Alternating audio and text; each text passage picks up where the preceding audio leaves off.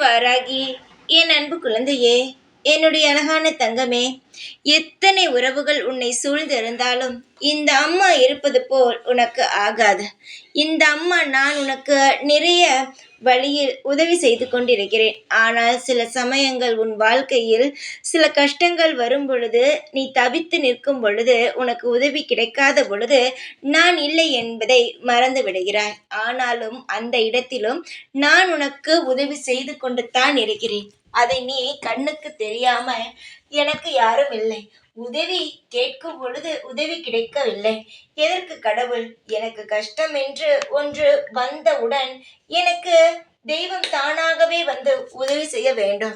ஆனால் என்னுடைய தெய்வமோ எனக்கு உதவியே செய்யவில்லை, நான் கஷ்டப்பட்டு கொண்டிருப்பதை வேடிக்கை பார்த்து கொண்டிருக்கிறது என்று சொல்கிறாய். தங்கமே, உனக்கு தெரியாமல் நானும் பல விதத்தில் உதவி செய்து கொண்டு தான் இருக்கிறேன். அதை நீ சீக்கிரமாகவே புரிந்து கொள்வாய்.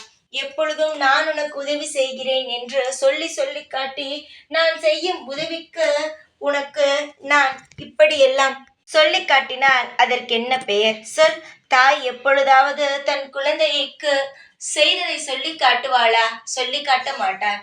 நீ என்னை நம்ப மறுக்கிறாய். அதனால்தான் நான் சில சமயங்களில் நான் தான் செய்கிறேன் என்ற வார்த்தையை உபயோகப்படுத்துகிறேன். தங்கமே, நீ பயப்படாதே.